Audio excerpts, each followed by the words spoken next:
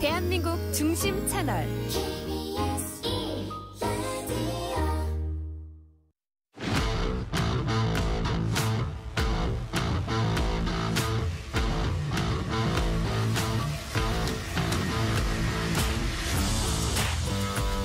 한상원의 스포츠.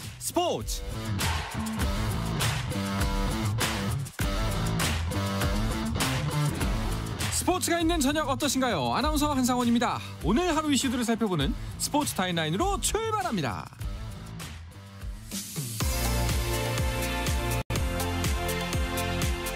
네, 잠시 후 8시 36분부터 스마일 점퍼 우상혁이 일본 도쿄 국립경기장에서 시작하는 대회 남자 높이뛰기 결선에서 금메달에 도전합니다. 우상혁은 예선에서 2m 25를 넘어 3위로 결선에 올라 지난해 파리올림픽 금메달리스트인 뉴질랜드의 헤미시 커와 우크라이나의 도로슈크 등과 경쟁합니다.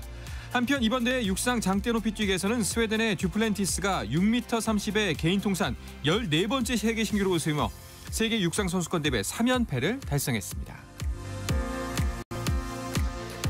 고 유상철 감독이 K리그 명예전당에 헌액됐습니다.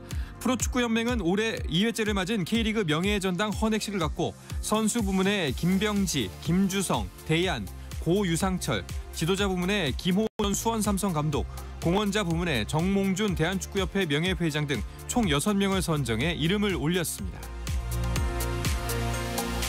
메이저리그 애틀랜타의 김하성이 워싱턴과의 원정 경기에서 이적 후 첫 2루타로 3경기 연속 안타를 이어갔습니다. 4타수 1안타 1볼넷을 기록한 김하성의 시즌 타율은 2할 3푼 8리를 유지했고 팀은 홈런 3방을 앞세워 11대3 대승을 거뒀습니다.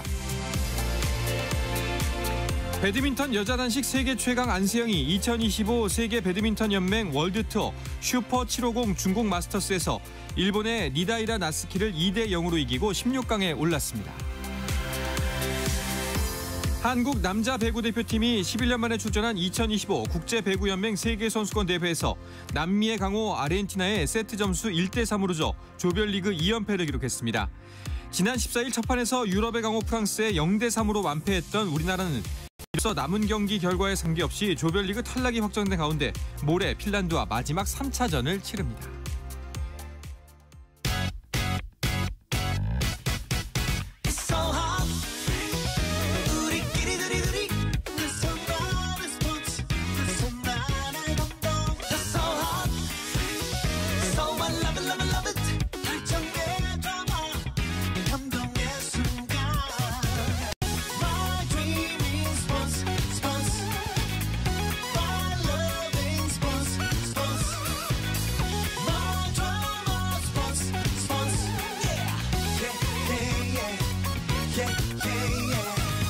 스포츠. Shout out to them people.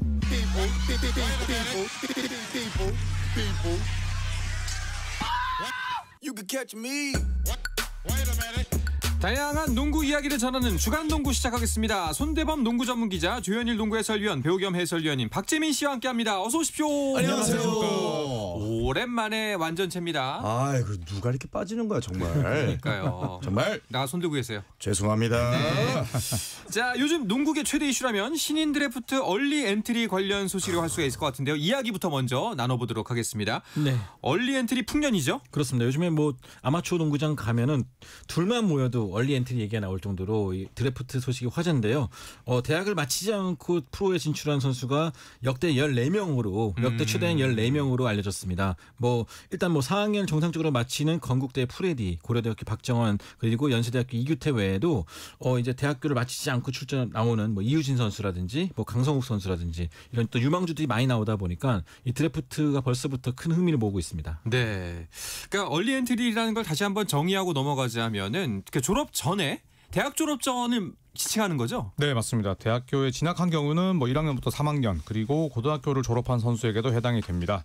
이 드래프트 자격은 한국 국적을 보유하고 뭐 KBL 구단에 지명되거나 혹은 선수 계약을 한 사실이 없는 선수여야 되고요. 4년제 대학 졸업 예정 혹은 뭐 대학 재학 및 졸업, 또 고교 졸업 예정 및 졸업 또는 동등 이상의 자격 중 하나를 갖춰야 됩니다. 또 해외 리그에서 활동하는 사례도 있는데 뭐 많지는 않습니다만 국내 선수와 또 대한민국 농구협회 소속 선수로 5년 이상 등록된 외국 국적의 보유 선수도 참여할 수 있고 다만 이 경우에는 드래프트 이후에 약정 기간을 제외한 2시즌 계약 기간 내에 한국 국적을 취득해야 됩니다. 그렇죠. 그리고 일반인 참가자는 서류 실기 심사를 거쳐서 최종 참가 여부를 결정합니다. 네. 뭐 이번 얼리 엔트리 풍년은 뭐 양뿐만 아니라 그 질에서도 굉장히 눈길이 많이 간다라는 소식을 들었거든요. 네, 그렇죠. 이 선수들의 그 드래프트 참가로 인해서 지명 순위가 완전히 달라졌습니다. 네. 판도도 달라졌고요. 일단 무엇보다 뭐 고려대학교의 문유현 선수는 언제 나와도 1순위라는 얘기가 나왔었는데 이번에 좀 대학교 4학년을 보내는 대신에 3학년만 마치고 나올 것으로 알려졌고요. 뭐 문유현 선수와 함께 고려대학교 우승을 이끌었던 윤기찬 선수라든지 뭐 성균관대학교의 강성욱 선수, 그리고 연세대학교의 이 강지훈, 이유진 뭐 이런 선수들이 굉장히 또 가능성도 높고 또 기량도 좋기 때문에 아마 1라운드를 뭐 도배하지 않을까 생각합니다. 오, 그렇군요. 아까 그 계속해서 언급되던 이름인 연세대 이유진 선수가 고심 끝에 드래프트 참가를 결정하면서 얼리 광풍이 좀 더 거세졌다 이런 평가가 있더라고요. 네, 뭐 대학교 중에서는 동국대와 연세대가 가장 많은 얼리 엔트리를 배출하게 됐는데 네. 그 연세대 3명 가운데 한 명이 바로 이유진 선수입니다. 3학년 빅맨 강지훈 선수, 2학년 포워드 이 강태현 선수가 얼리 드래프트 신청을 했고 그리고 2학년 포워드 이유진 선수도 드래프트 참가 의사를 밝혔습니다. 신장이 거의 뭐 2m인데 굉장히 촉망받는 유망주로 평가를 받고 있고요. 사실 드래프트 마감일을 앞두고 프로 진출이냐 아니면 잔류냐 깊게 고심을 했는데 결국에는 프로 무대에 일찍 도전하기로 결정했습니다. 그렇군요.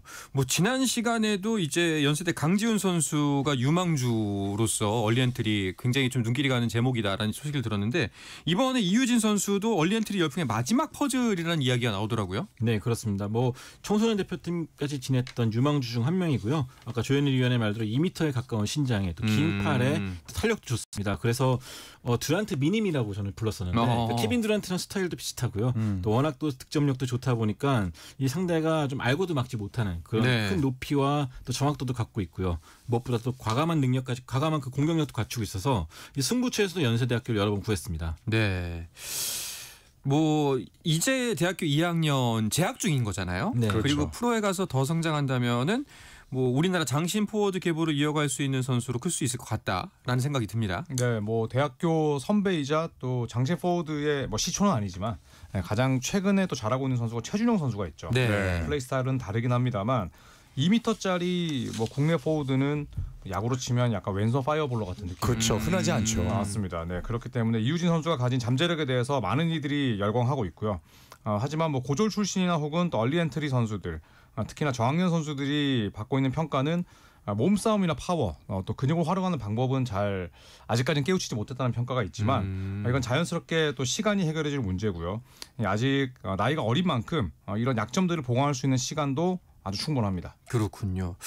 말씀하신 대로 얼리 엔트리가 늘어나면서 이게 드래프트 현장 선택에 대해서 굉장히 고심이 깊어졌을 것 같습니다. 그렇죠. 원래 예정대로라면 4학년들만 대상으로 했다면 사실 맥 빠지는 드래프트가 아닐까 싶었어요. 네. 뭐 누가 1순위가 되든 간에 사실 큰 기대가 안 되는 뭐 선수한테 미안한 얘기지만 네. 뭐 그런 상황이었는데 이 얼리 엔트리 선수들이 나오면서 뭐 상위 지명권뿐만 아니라 1라운드 후순위 팀들까지도 약간 기대감을 품게 됐습니다. 뭐 중간에 뽑아도 원래대로면은 그 원래 4학년들 중에서 1순위 뽑은 선수를 중간에서 뽑을 수 있기 때문에 네네.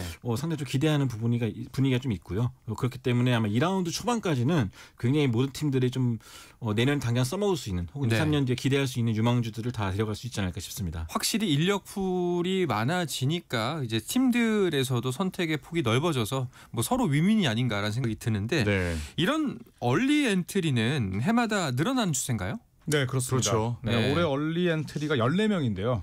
종전 역대 최다 얼리 엔트리 참가가 2020년과 2022년에 10명이었으니까 뭐 4명이나 경신한 겁니다.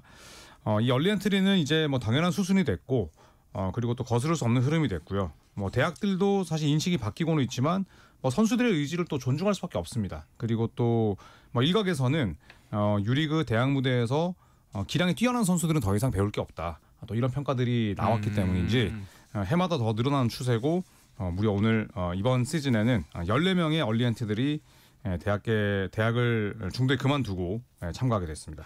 근데 뭐 얼리 엔트리가 늘어나는 현상에 대해서는 시선이 좀 다른 부분도 있을 것 같다는 생각이 듭니다. 네, 그렇죠. 역시나 상황위원들은 순번이 밀릴 수밖에 없기 때문에 내부적으로 사실 분위기가 좋지는 않을 거예요. 아마 시즌이 아직 끝나지 않았고 또 플레이오프란 중요한 무대를 앞두고 있는 상황에서 후배가 먼저 나와서 지명이 될 것 같다는 소식이 들리면은 상황위원 입장에 자존심 상할 수밖에 없고요. 네. 뭐 그런 걸 떠나서 반대로는 너무 빨리 프로에 나온다 때문에 좀 너무 빨리 좋은 기회를 잃어버린 것이 아니냐 뭐 그런 얘기도 나오거든요. 모두가 성공할 수는 없기 때문에 네. 너무 이른 결정이다 뭐 그런 말도 나오고 있고요. 여러 가지로 이 얼리 엔트리 결정을 인해서 학교 내에서도 그렇고 이 선수들 사이에서도 그렇고 약간 분위기가 묘해지는 부분이 있습니다. 사실 NBA 같은 경우도 얼리 엔트리를 허용했었던 코비 브라이언트 같은 경우가 고등학교 끝나자마자 올라왔었죠. 네. 하지만 이제 규정이 바뀌어서 대학교 1학년을 반드시 마치고 이제 나오게 되어 있는데 사실 이게 문제가 뭐냐면 이제 학교 스포츠라고 하죠. 이제 학생 스포츠 리그 특히 대학 리그가 그만큼 중요성이 떨어졌다고 인식이 되는 거예요. 그만큼 학생들한테 대학을 졸업을 하는 것 자체가 큰 의미가 없고 차라리 한 해라도 더 빨리 프로에 진출해서 상무를 노리고 대표팀을 노리고 연봉의 어떤 더 빠른 가파른 상승을 노리고 이런 부분들이 이제 대학 리그를 전체적으로 흔들 수밖에 없기 때문에 이게 장기적으로 봤을 때 과연 우리가 이제 어린 선수들, 고등학교 선수들이 대학을 가야 되는 그런 시스템 자체를 하나 건너뛰는 거기 때문에 물론 선수들과 KBL 입장에서는 좋겠지만 장기적으로 봤을 때 좋은 선수를 키울 수 있는 시스템이 유지가 될 수 있을 것인가에 대해서는 이 대한농구협회와 KBL 이 두 개의 다 각기 다른 단체가 모여서 한 번쯤 좀 얘기를 하는 것도 저는 나쁘지 않다고 생각합니다. 네, 그렇습니다. 그런데 뭐 얼리 엔트리 뭐 자신감의 표현일 수도 있고 뭐 여러 가지 도전의 선택일 수도 있을 텐데 꼭 성공한다는 보장은 없는 거잖아요. 그럼요. 네. 뭐 반반 정도라고 봐야 될 것 같아요. 뭐 송교창 선수라든지 혹은 뭐 LG의 양홍석 같은 경우에는 그야말로 대박을 쳤고 그리고 지난 시즌에 우승을 이끌었던 양준석 선수도 얼리 엔트리였습니다. 그리고 또 2라운드에 신화를 썼던 오재현 선수는 아예 신인상을 받았었는데 네. 또 반대로 뭐 삼성의 차민석 선수 같은 경우에는 역대 최초로 고졸 1순위로 선발이 됐는데 아직까지는 뭐 두각을 아예 드러내지 못하고 있거든요. 그렇죠. 네, 그렇기 때문에 모두가 성공할 수는 없고 뭐 절반 정도의 확률이지 않을까 생각합니다. 네. 그러니까 이 그 얼리 엔트리로서 성공하기 위해서는 어떤 점들이 필요할까요? 무엇보다 팀을 잘 만나야 될 것 같습니다. 아. 가서 본인을 좀 키워줄 수 있을 만한 여유가 있는 팀에 가야 될 것 같고 네.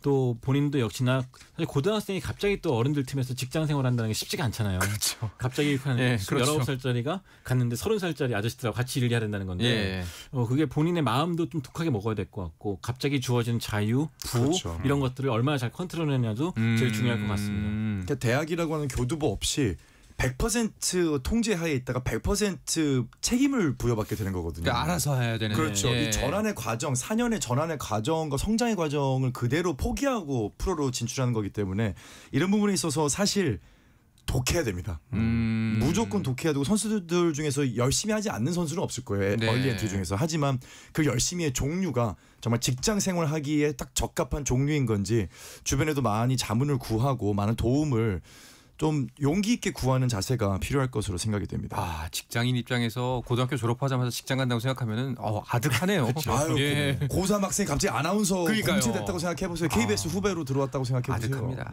네. 그럼 어디 삼촌 되시는 거잖아요. 자리에 앉지도 못할 걸요. 삼촌 카메라 어디 봐야 돼요? 이렇게 물어보면 그럼요. 어떡합니까? 겸상도 못합니다.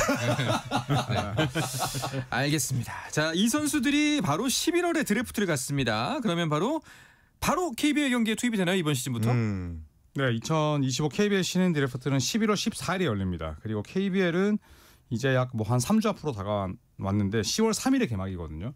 보통은 뭐 정말 기량이 뛰어난 선수들은 바로 투입이 되지만 네. 또 대부분은 첫 루키 시즌은 좀 혹독합니다. 그쵸. 네, 그렇기 때문에 좀 열린 마음을 갖고 네. 루키들을 지켜봐야 될 것 같습니다. 뭐 네. 절반 이하로 뭐 당연하게 아주 극소수의 선수들만 네 기회를 부여받게 될 거고 코트를 그 중에서도 정말 한두 명 정도가 자주 볼 수 있는 선수로 네. 이름이 오르내리지 않을까 싶습니다. 아, 대단합니다. 자, KBL 개막이 뭐 한 2주 조금 넘게 남았는데 그 전에 시범 경기가 열리죠. 네, 이번 시즌부터는 오픈 매치라는 것이 신설됐습니다. 원래는 매년마다 이제 시범 경기 대신에 그 컵 대회가 열렸었는데 이제 컵 대회 대신에 각 팀마다 홈 경기 한 경기 그리고 원정 경기 한 경기씩 치르는 오픈 매치를 치르게 되는데 20일부터 열리게 됩니다. 매 주말마다 이렇게 팀당 2경기씩을 치를 예정입니다. 네. 자, 아무래도 정규 시즌을 앞두고 각 팀의 전력을 미리 탐색해 볼 수 있는 시간이 될 것 같습니다. 네, 뭐 팀을 옮긴 선수들 그리고 또 새롭게 팀을 맡은 감독이 5명이나 됩니다. 새로운 그런 팀 색깔을 확인해 볼 수 있는 기회이기도 하고 뭐 사실 컵 대회 대신 열리는 그런 경기이기 때문에 그동안 KBL 컵 대회는 대부분의 팀들이 또 성의 있게 나섰거든요. 네. 그래서 이번 오픈 매치도 아주 재미있는 혈전이 펼쳐지지 않을까 생각합니다. 자, 오픈 매치가 한 일주일여 정도 기간 동안 펼쳐지게 되는데 어떤 대진으로 열리는지를 좀 궁금하네요. 네. 먼저 시작은 이제 DB와 KT 그리고 현대모비스와 KCC가 이제 문을 열게 되는데요. 뭐 시작부터 뭐 김서영 선수가 이적한 KT가 또 경기를 치르기 때문에 많은 관심을 모을 것 같고 또 양동근 감독이 또 새로의 지휘봉을 잡은 현대모비스도 문을 열게 됩니다. 네. 뭐 21일에는 뭐 창원 LG와 부산 KCC 그리고 SK와 삼성이 맞붙게 되고 27일 토요일에는 소노와 SK, LG 한국가스공사, KT와 정관장 마지막 28일에는 한국가스공사와 현대모비스 그리고 삼성과 이 DB의 경기로 문을 닫게 됩니다. 네. 자, 뭐 각자 세 분마다 의견이 좀 있을 것 같은데 팀으로 본다면은 어떤 팀을 주목해서 보고 계신 거예요 이번 시즌? 저는 뭐 KT 농구가 재밌을 것 같습니다. 지난 시즌에 KT가 좋은 성적을 냈지만 보는 입장에서는 답답했거든요. 수비와 높이로 승부를 봤지만 공격은 대부분의 지표가 최하위였습니다. 스피드도 느렸고요. 근데 문경원 감독이 들어왔고 또 SK 출신의 김선영 선수가 오면서 페이스도 큰 폭으로 빨라질 것을 예고했고 네.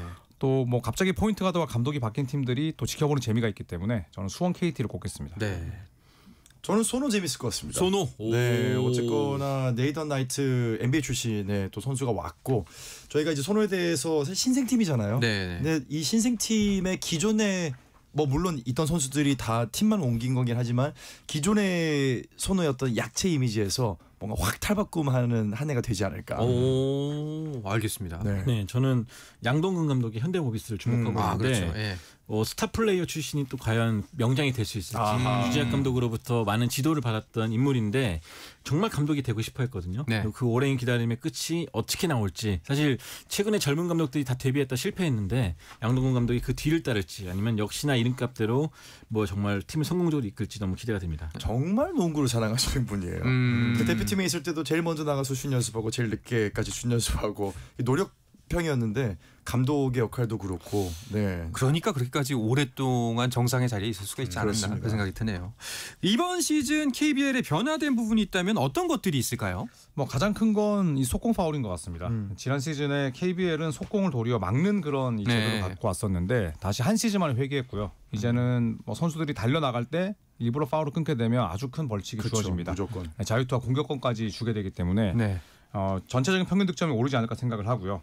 그리고 비디오 판독과 파울 챌린지를 통합했습니다. 뭐 NBA 형식으로 팀당 3번씩 쓸 수 있고요. 그리고 또 하나의 변화는 예를 들어 심판이 벤치 쪽에서 파울 챌린지를 했는데 만약에 뭐 그 전에 아웃 오브 바운드가 됐거나 혹은 반대로 챌린지를 뭐 나가는 볼을 판독하다가 그 전에 파울이 나오면 그 부분으로 수정이 됩니다. 그러니까 NBA 형식으로 바꿨다고 볼 수가 있는데 뭐 여러모로 또 팬들이 원했던 그런 바들을 수용하고 도입했기 때문에 네. 좀 더 팬 친화적이고 공격적이고 전체적인 볼륨도 높아지는 그런 경기가 될 것 같습니다. 알겠습니다. 미디어 데이도 곧 예정돼 있습니다. 네, 오픈 매치가 끝나고 이제 29일 월요일 날 KBL 미디어 데이가 열게 되는데 팀을 옮긴 KCC의 허운 선수가 또 형 허운과 함께 나서기 때문에 또 이 부분 역시나 또 주목을 받을 것 같습니다. 알겠습니다. 자, 이어서 NBA 소식도 살펴보겠습니다. 그 전에 잠시 쉬었다가 돌아옵니다.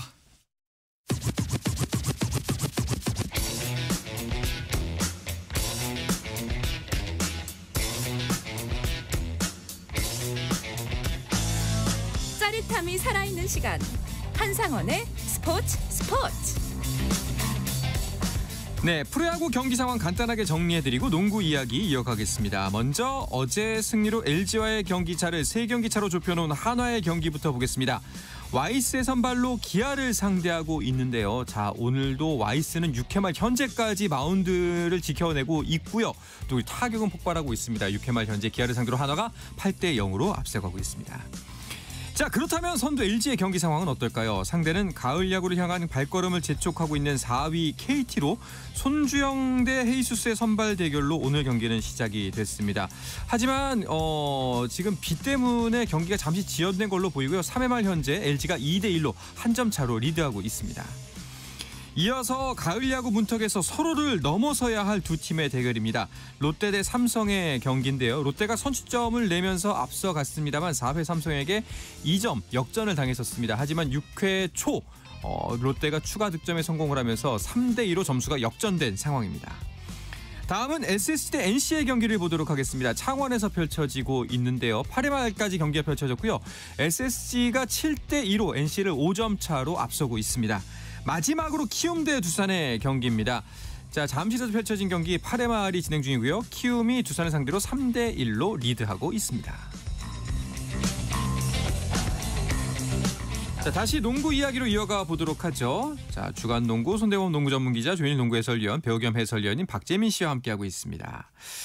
자, NBA 소식도 살펴보도록 하겠습니다. NBA 선수들이 대거 참가한 유로바스켓이 끝이 났으니까 이 대회 결산부터 해보면 어떨까 싶은데 우승은 독일이었습니다.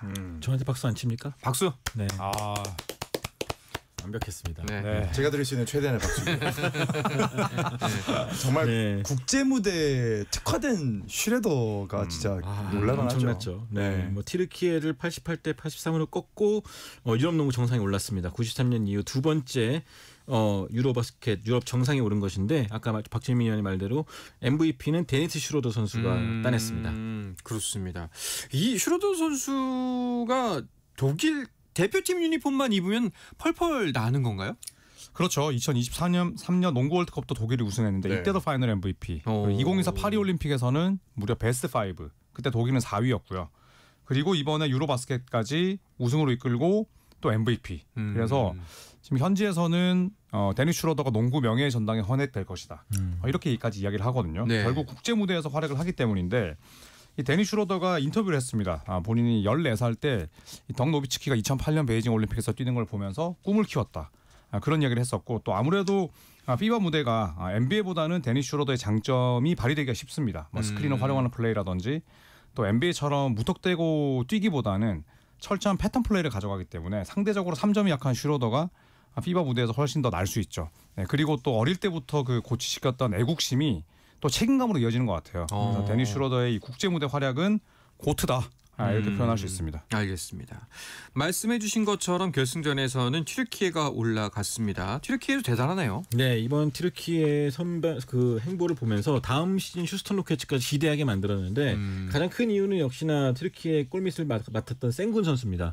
이 선수 같은 경우는 뭐 유럽 차기 센터 중에 가장 뛰어난 패서가 아닌가라는 생각이 들 정도로 뭐 패스뿐만 아니라 뭐 인사이드 플레이, 외곽 플레이 모두 다 영리한 플레이 펼쳤었는데 생군을 앞세운 튀르키예가 그리스 아테토쿤보가 활약했던 그리스를 꺾고 24년 만에 결승에 올랐습니다. 네, 자 그리고 말씀하신 아데토쿤보의 그리스가 3위로 대회를 마쳤습니다. 이 대결도 명대결이었어요. 네, 맞습니다. 이 3위 결정전이 그리스와 핀란드의 맞대결이었는데 핀란드 역시도 유타 재즈에서 뛰고 있는 라우리 마카닌이라는 슈퍼 에이스가 있습니다. 결국에는 이 그리스가 아데토쿤보의 활약 속에 핀란드를 꺾고 16년 만에 3위로 마무리했었는데 이게 유로바스켓 3위 하면 사실 야니스에게는 좀 실망스러울 수도 있는데 굉장히 좋아하더라고요.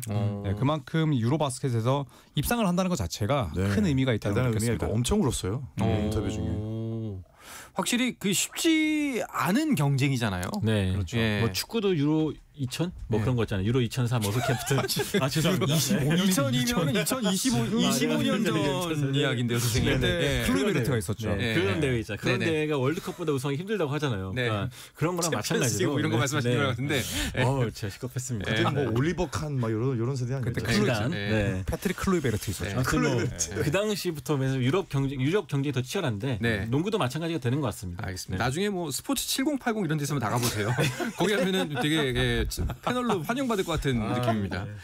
자, 그리고 또 화제를 모았던 팀 중에 하나가 돈치치의 슬로베니아인데 이번에는 혹시나 우승컵을 들어올릴 수 있지 않을까라는 기대감을 갖게 했었는데 이번에도 우승컵과는 좀 거리가 있었습니다. 사실 슬로베니아 원맨 팀이었습니다. 원맨 팀이죠. 네, 그게 문제예요. 네, 맞아요. 이 유로 대회에서 우승하고 뭐 최근에 올림픽 나갔던 멤버들이 죄다 빠졌습니다. 또 드라기치 형제까지도 은퇴를 했기 때문에 돈치치 원맨 팀이라고 볼 수가 있었는데 토너먼트에서 본인들에게 패배를 안긴 팀이 또 디펜딩 챔피언이 된 독일이었습니다.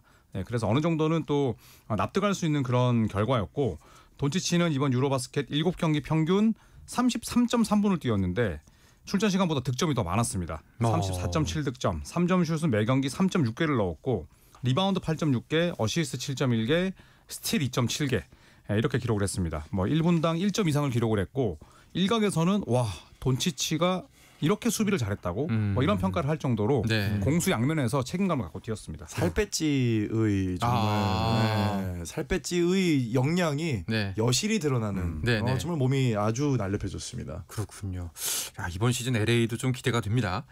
자, 조금 전에 언급했던 선수들 거의 다 대회 올스타 5에 선정이 됐죠. 네, 뭐 독일을 우승으로 이끌었던 슈로더와 또 동료 선수인 프란츠 바그너 그리고 센군 그리고 그리스의 아테토쿤보, 슬로베니아의 루카 돈치치가 올스타 5에 선정됐는데 모두 다 NBA 선수들이고요.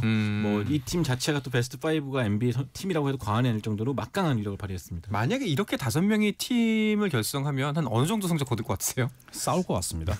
네. 이번에 또 센군이 야니스에게 예. 패스를 잘 못한다 이렇게 얘기를 하니까 야니스가 영상 보고 와라 이렇게 이야기를 했었는데 뭐 이름값만 놓고 보면 엄청나고 사실 조화로운 플레이를 할 것 같긴 합니다.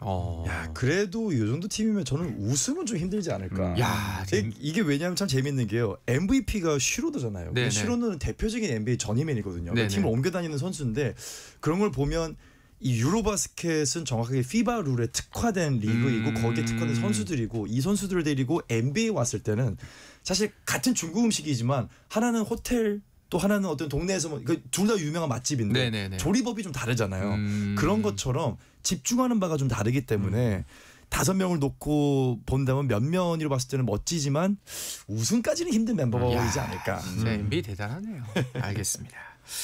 자, 유로바스켓에 참가했던 NBA 선수들이 이제 시즌 준비에 전념을 해야 될 것 같습니다. 네, 이제 NBA 정규 시즌 개막이 10월 23일인데 사실상 트레이닝 캠프, 이 훈련 캠프가 2주 뒤에 열리고요. 프리시즌까지 따지면은 뭐 NBA 개막은 거의 뭐 보름 앞으로 다가왔습니다. 네. 그렇기 때문에 이제 NBA에 대한 관심들이 점점 높아지고 있습니다. 퍼지지 않을까 걱정입니다.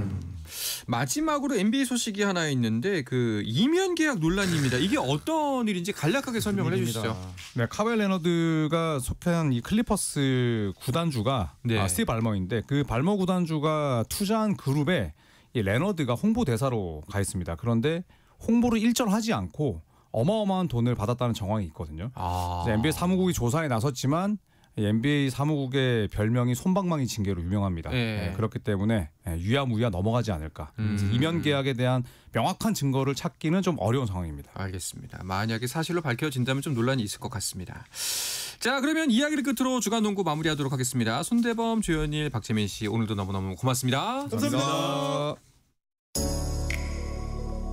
자, 내일도 저녁 8시 30분에 뵙겠습니다. 한상원의 스포츠.